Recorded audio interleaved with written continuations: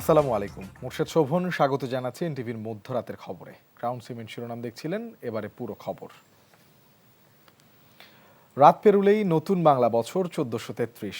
সূর্যোদয়ের সাথে সাথে বর্ষবরণে রমনা বটমূলে ছায়ানটের আবাহন আয়োজনের প্রস্তুতি শেষ। আর বিশ্ব ঐতিহ্যের অংশ ঢাকা বিশ্ববিদ্যালয়ের চারুকলা অনুষদের বৈশাখী শোভাযাত্রাকে বর্ণিল করে তুলতে শেষ সময় চলছে শিক্ষার্থীদের বিরামহীন কর্মযজ্ঞ।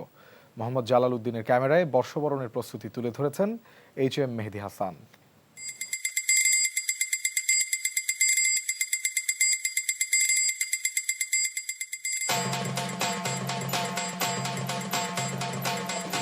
বেজে গেছে চৈত্রের বিদায় ঘণ্টা, দুয়ারে কড়া নাড়ছে বৈশাখ। আর তাকে সাড়ম্বরে বরণ করে নিতে ঢাকা বিশ্ববিদ্যালয়ের চারুকলায় চলছে মহা আয়োজন।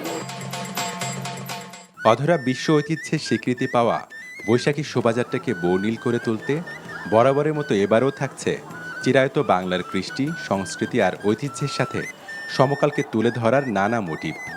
মোরগ, হাতি, ট্যাপা পুতুল ও দোতারার সাথে থাকছে শান্তির প্রতীক পায়রাও।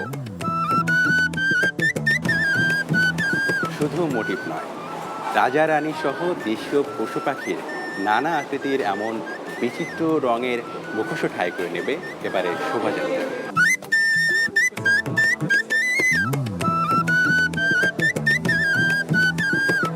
বাহারি মুখোশের সাথে সাথে বিক্রয়ের জন্য নজর কাড়া এসব সরাচিত্র উৎসবের অর্থ যোগানে চারুকলার শিক্ষার্থীদের এক স্বতন্ত্র প্রয়াস, যেখানে যোগ দেন শিক্ষকেরাও। লোকশিল্পের যেই ঐতিহ্য আছে সেইটাকে আমরা নাগরিক জীবনে আসলে নতুন করে আবার পরিচয় করিয়ে দিতে চাই। এবছর আমার প্রথম নববর্ষ চারুকলায়, তো প্রথমবারই অংশগ্রহণ করতে পেরে আমার প্রচণ্ড ভালো লাগছে। ওই সাইডে মোটিভের কাজ হচ্ছে শোভাযাত্রার, এই সাইডে আমরা ফান্ডিংয়ের কাজ করছি। মূলত মনে হচ্ছে যে পয়লা বৈশাখের আগে থেকে উৎসবটা যেন শুরু হয়ে গেছে। মঙ্গল বা আনন্দ নয়, বিতর্ক এড়াতে এবার চারুকলার শোভাযাত্রার নামকরণ করা হয়েছে বৈশাখী শোভাযাত্রা। সব মত আর পথের মানুষের অংশগ্রহণে এবারের আয়োজন অনন্য হয়ে থাকবে বলে মনে করেন চারুকলার ডিন। আমাদের প্রস্তুতি অত্যন্ত ভালো বলে মনে করি এবং অন্যান্য সময়ের চাইতে বেশি অন্তর্ভুক্তিমূলক সমাবেশ কিংবা শোভাযাত্রাটি হবে। এদিকে কথা, সুর আর সঙ্গীতে ছায়ানটে চলছে শেষ সময়ের রিহার্সাল। চিত্তজেতা ভয়শূন্য, উচ্চ জেথাশির এই রবীন্দ্র বাণীকেই এবার সারথি করেছেন তারা।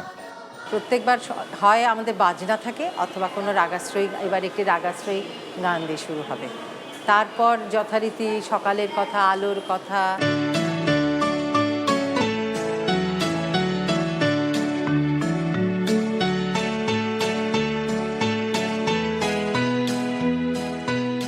ঐতিহ্য পরম্পরায় ছায়ানটের বর্ষবরণের জন্য রমনার অশ্বত্থ বৃক্ষের পাদদেশে মঞ্চ তৈরির কাজও প্রায় সমাপ্ত।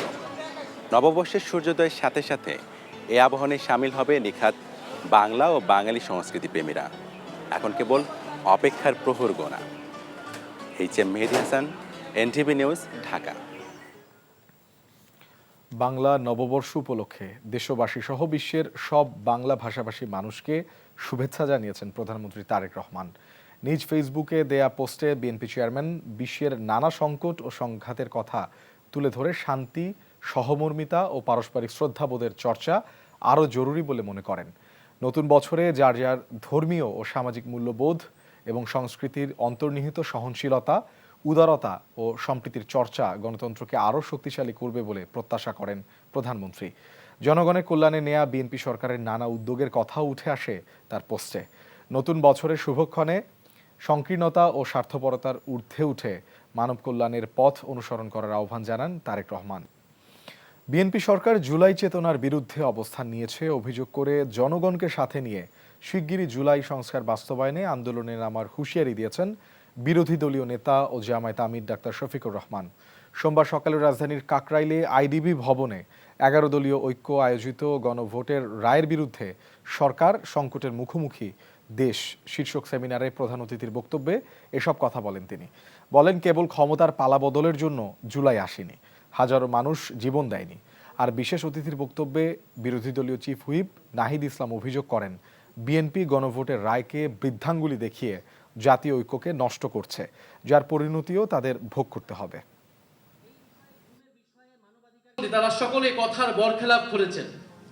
তারা তাদের নিজেদের দলীয় ইশতেহার দেওয়া সেই ইশতেহারের বরখেলাপ করেছেন, জুলাই সনদের বরখেলাপ করেছেন এবং গণভোটের গণরায়কে তারা বৃদ্ধাঙ্গুলি দেখিয়েছে। জুলাইয়ের বিপক্ষে অবস্থান নিয়ে সরকার পার পাবে না ইনশাআল্লাহ। গণভোটের গণরায়ের মাধ্যমে জুলাইয়ের আকাঙ্ক্ষা ইনশাআল্লাহ বাস্তবায়ন হবে। এর জন্য আবার জীবন দিতে হয় দেব ইনশাআল্লাহ। আগামী সপ্তাহ থেকে বাংলাদেশিদের জন্য ব্যবসায়ী ও মেডিকেল ভিসা চালুর বিষয়ে সম্মতি জানিয়েছে ভারত। সচিবালয়ে সাংবাদিকদের সাথে আলাপকালে কথা জানিয়েছেন প্রধানমন্ত্রীর পররাষ্ট্র উপদেষ্টা হুমায়ুন কবির। তিনি জানান, পররাষ্ট্রমন্ত্রী ও তার সাম্প্রতিক ভারত সফরে সংশ্লিষ্টদের সাথে বৈঠকে এ নিয়ে আলোচনা হয়েছে। শেখ হাসিনাকে ফেরত আনার বিষয়টি আইনি প্রক্রিয়ার মধ্য দিয়ে অগ্রসর হচ্ছে জানিয়ে পররাষ্ট্র উপদেষ্টা বলেন, পতিত এই স্বৈরাচার যেন বাংলাদেশ অস্থিতিশীল করতে না পারে সে বিষয়ে দিল্লিকে সতর্ক করেছেন তারা। এছাড়া ভারত থেকে পাইপলাইনে তেল আমদানির চলমান বিষয়েও আলোচনা হয় সফরে।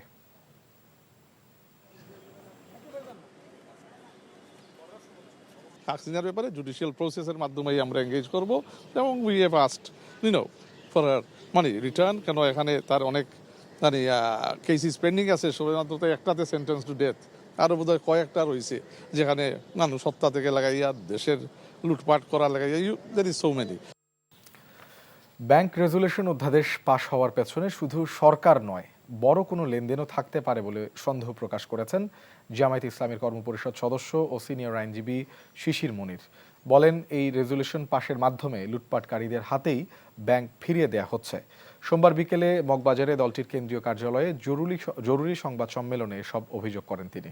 বলেন, গুম ও মানবাধিকার অধ্যাদেশ বাতিলের বিষয়ে আইনমন্ত্রী ও স্বরাষ্ট্রমন্ত্রীর ব্যাখ্যা কোনোভাবেই গ্রহণযোগ্য নয়। এমন মন্তব্য করে মানবাধিকার কমিশন সদস্যদের খোলা চিঠি তুলে ধরেন শিশির মনির। জানান, গুম কমিশন অধ্যাদেশ বাতিলের কারণে এখন কেউ গুম হলে তার পক্ষে কোথাও যাওয়ার জায়গা নেই, ট্রাইব্যুনালেও যেতে পারবে না, আইনশৃঙ্খলা বাহিনীর কাছেও যাওয়ার সুযোগ নেই। বিচারকদের শোকজ করা হয়েছে যে আইনে, সে আইন এখন আর নেই। তা 2017 সালেই বাতিল করে সুপ্রিম কোর্ট, অথচ সরকার তা জানে না বলেও মন্তব্য করেন তিনি বলেন, শুধু বিচার কার্যের স্বাধীনতা নয়, অর্থনৈতিক ও প্রাতিষ্ঠানিক স্বাধীনতা প্রয়োজন, যা আলাদা সুপ্রিম কোর্ট সচিবালয় গঠনের মধ্য দিয়ে সম্ভব হতো। এ সময় গণভোট অধ্যাদেশ ইস্যুতে স্বরাষ্ট্রমন্ত্রীর স্ববিরোধী বক্তব্যের সমালোচনাও করেন তিনি।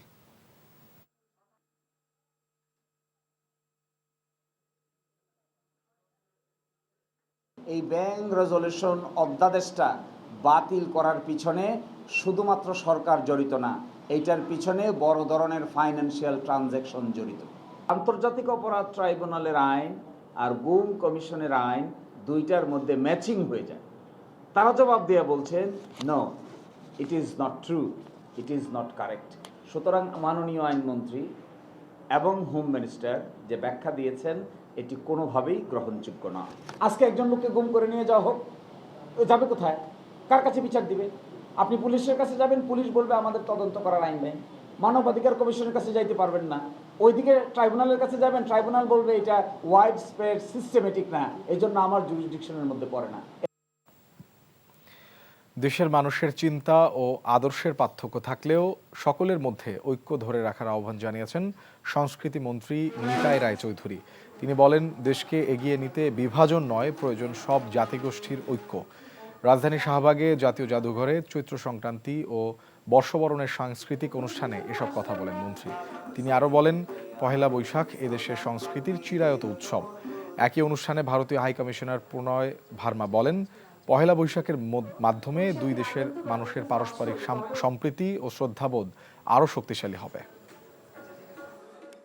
সাধারণ মানুষের স্বার্থ, গরিব মানুষের স্বার্থ, খেটে খাওয়া মেহনতি শ্রমিক কৃষকের স্বার্থ নিয়ে আমরা কাজ করে যাব। মানুষের চিন্তায় পার্থক্য থাকবে, আদর্শের পার্থক্য থাকবে, রাজনৈতিক মতাদর্শের পার্থক্য থাকবে। আমরা এবং এইটা হচ্ছে গণতান্ত্রিক সমাজের সৌন্দর্য, বৈচিত্র্য। আমরা শুধু চাই এই বৈচিত্র্যের মধ্যে ঐক্য চাই। শিক্ষামন্ত্রী ডক্টর আ.ন.ম এহসানুল হক মিলন বলেছেন, দেশকে উন্নয়নের পথে এগিয়ে নিতে হলে সবার আগে শিক্ষা ব্যবস্থায় গুণগত পরিবর্তন আনতে হবে। এছাড়া টেকসই উন্নয়ন সম্ভব নয় বলে মন্তব্য করেছেন তিনি। সোমবার দুপুরে যশোরের পিটিআই অডিটোরিয়ামে মতবিনিময় সভায় প্রধান অতিথির বক্তব্যে তিনি একথা বলেন। নিজের যে কোনো ভুলের জন্য জবাবদিহির কাঠগড়ায় দাঁড়াতে প্রস্তুত বলেও জানান মন্ত্রী। আসন্ন এসএসসি ও সমমান পরীক্ষা সামনে রেখে এ সভায় যশোর শিক্ষা বোর্ড, মাদ্রাসা ও কারিগরি বোর্ডের কেন্দ্র সচিবরা অংশ নেয়। দেশের শিক্ষা ব্যবস্থাকে আন্তর্জাতিক মানে উন্নীত করা ও নকল প্রতিরোধে কঠোর ব্যবস্থায় গুরুত্ব আরোপ করেন মন্ত্রী। বিসিএস নিয়োগ পরীক্ষায় দীর্ঘদিনের জট, ধীরগতি আর অনিশ্চয়তা কাটাতে বাংলাদেশ সরকারি কর্ম কমিশন হাঁটছে বড় ধরনের পরিবর্তনের পথে। সোমবার রাজধানীর একটি হোটেলে এ সংক্রান্ত একটি প্রতিবেদন পেশ করে কর্ম কমিশন। সেখানে 2024 সালের অক্টোবর থেকে শুরু হওয়া নতুন কমিশনের বিভিন্ন পদক্ষেপ ও পরিকল্পনা তুলে ধরা হয়। প্রতিবেদনে জানানো হয়, নিয়োগ প্রক্রিয়ায় স্বচ্ছতা ফেরাতে 1 BCS 1 ইয়ার পরিকল্পনা হাতে নিয়েছে পিএসসি। সেই সাথে ভাইভায় 100 নম্বর কমিয়ে গুরুত্ব দেওয়া হয়েছে লিখিত পরীক্ষায়। পাশাপাশি প্রশ্নপত্র ফাঁস রুখতে নিজস্ব প্রেস এবং ডিজিটাল ট্র্যাকিং সিস্টেম চালু এবং পুরো নিয়োগ প্রক্রিয়াকে অটোমেশনের আওতায় আনা হচ্ছে বলেও জানানো হয়। এর ফলে খাতা মূল্যায়নের সময় 6 মাস থেকে কমে কয়েক সপ্তাহের মধ্যে সম্পন্ন করা সম্ভব। আবেদন ফি 700 থেকে কমিয়ে করা হয়েছে মাত্র 200 টাকা। এ নিয়ে বিপিএসসির চেয়ারম্যান জানান, পুরনো সমস্যাগুলো চিহ্নিত করে বিপিএসসিকে এগিয়ে নেওয়ার চেষ্টা চলছে।